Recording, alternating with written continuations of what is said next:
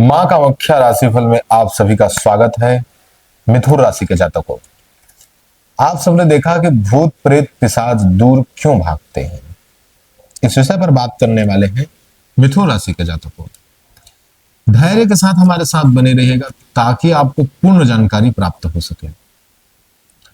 हम आपको बताने वाले हैं कि मिथुन राशि तो एक होती है, लेकिन राशि के अंदर नक्षत्र होते हैं, 3 नक्षत्र होते हैं। और ये 3 नक्षत्र में कौन कौन सा नाम आता है, हो सकता है उसमें से आपका नाम आ ही बिल्कुल आया ना। तो जब आएगा तो कमेंट जरूर कीजिएगा कि आप इस नक्षत्र के,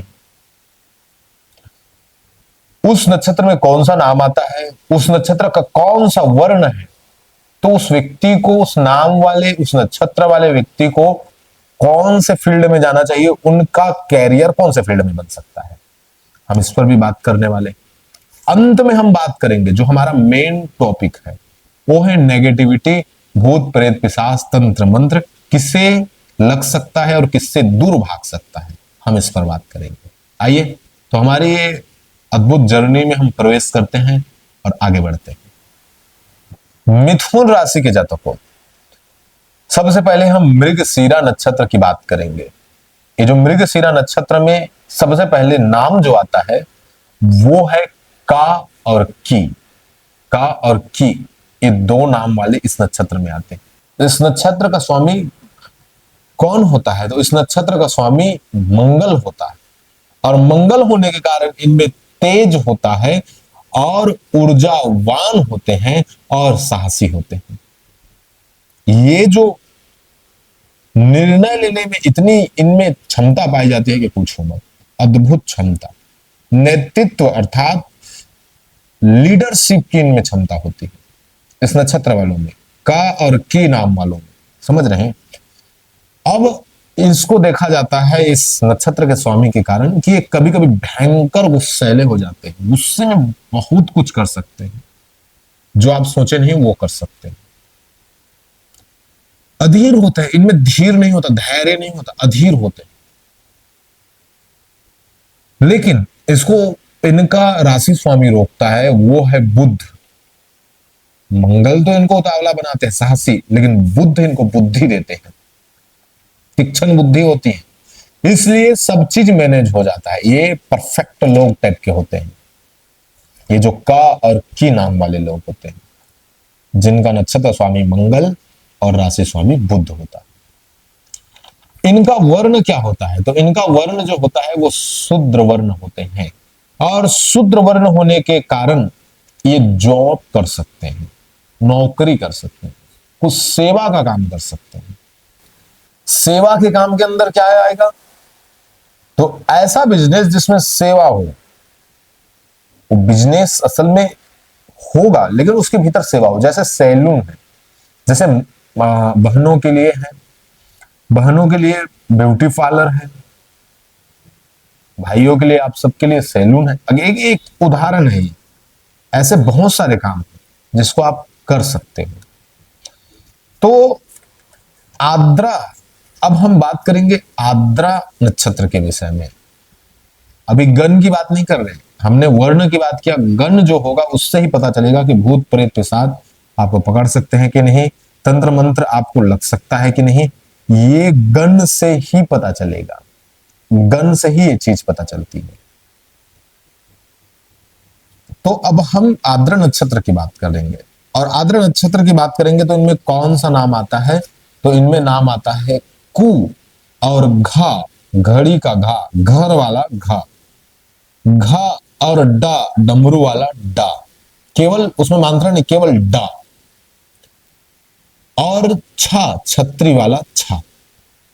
ये 4 नाम इसमें आते हैं।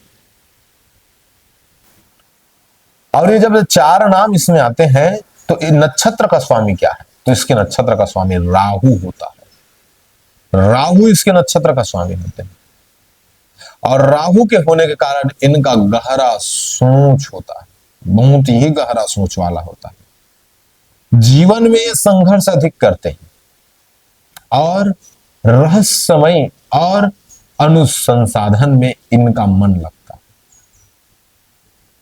रहस्यमय चीजों में इनका मन लगता है। और तो और अनुसंसाधन करे तो इनका मन लगता है, ये खोजबीन करे तो इनका मन लगता है। तकनीकी और विज्ञान के क्षेत्र में ये आगे बढ़ सकते हैं, या रहस्यमय तंत्र मंत्र ज्योतिष इत्यादि विद्याओं में जिसमें रहस्य है उसमें ये आगे बढ़ सकते हैं, राहु के स्वभाव के कारण। इनका नक्षत्र का स्वामी है राहु, और बुध जब दोनों आ जाए तो ये दोनों बुद्धि प्रधान है, और राहु आ जाए और बुध आ जाए तो इतना तेज बुद्धि हो जाता है व्यक्ति का कि वो बड़े से बड़े काम को एक झटके में कर सकता है। इस कारण ये लोग बड़े ही अद्भुत होते हैं। ये लोग कठिन परिस्थिति और स्थिति से सीख करके आगे बढ़ते हैं, बहुत कठिन परिस्थितियों का सामना करके आगे बढ़ते हैं। इनका जो वर्ण होता है, इनका भी वर्ण शूद्र होता है, तो ये भी वैसे चीजों में, नौकरी जैसे चीजों में जा सकते हैं। इनका राशि स्वामी बुध है, तो बुध और राहु की युक्ति जो होगी वो बहुत अच्छी होगी। इनका गण हम अभी नहीं, लास्ट में इनका गण बताएंगे कि इनका गण क्या है, ठीक है। अब हम तीसरे नक्षत्र की बात करें, पुनर्वसु नक्षत्र की बात करें, तो इनमें कौन कौन सा नाम आता है? तो पुनर्वसु में के और को और हा, के, को और हा, ये तीन नाम आते हैं। इनके नक्षत्र का स्वामी बृहस्पति होता है, गुरुदेव होता है इनके नक्षत्र का स्वामी, और ये स्वभाव से धार्मिक होते हैं। गुरुदेव के कारण स्वभाव से धार्मिक और नैतिक सज्जन व्यक्ति होते, इसमें दो राय नहीं। दयालु और उदारवाद और सकारात्मकता सोच से भरे हुए ज्ञानवान व्यक्ति ये होते हैं, इनमें कोई दो राय नहीं। शिक्षा भी प्रेमी होते हैं, परिवार के प्रति सदा समर्पण में रहते हैं। ऐसे लोग जीवन में उन्नति और अति सम्मान को पाते हैं। ऐसे लोग कौन कौन सा नाम वाले? के और को और हा, हा, ये लोग जीवन में उन्नति पाते हैं। इनका जो वर्ण होता है वो शूद्र वर्ण होते हैं, ये भी जॉब नौकरी जैसे चीजों में जा सकते हैं। इनका जो राशि स्वामी होता है वो बुध होते हैं, तो बुद्धि वाला काम करेंगे राशि स्वामी के कारण। ऐसा छोटा मोटा काम नहीं, जॉब में ऐसा इनको अगर वो बुद्धि वाला काम नहीं मिलेगा तो फिर वो जॉब भी नहीं कर पाएंगे, है ना। अब हम बात करते हैं मेन टॉपिक के विषय में हमारे, तो वो है गण। तो तीन नक्षत्र हमने कहा, मृगशिरा, आर्द्रा, पुनर्वसु।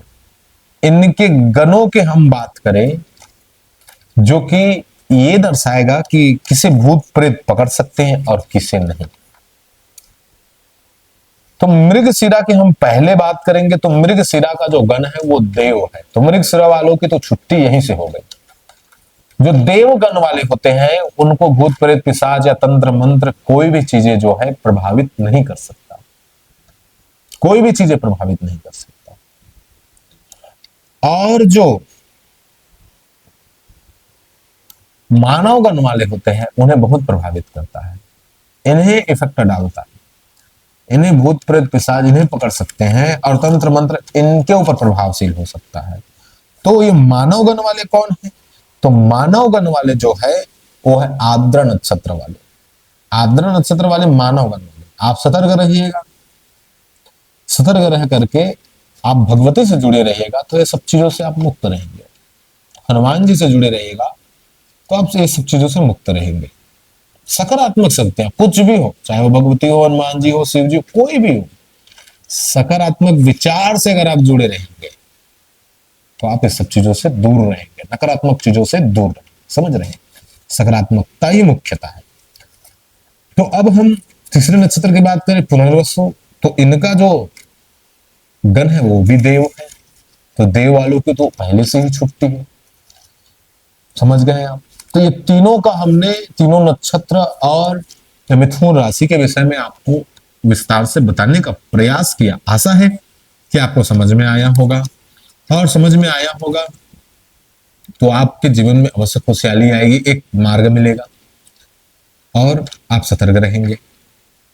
तो अगर आप किसी भी प्रकार से हमसे विश्लेषण या परामर्श लेना चाहते हैं, विश्लेषण हम कुंडली के करते हैं, आपकी जन्म कुंडली के विश्लेषण करते हैं, और परामर्श जो है हम तंत्र का देते हैं।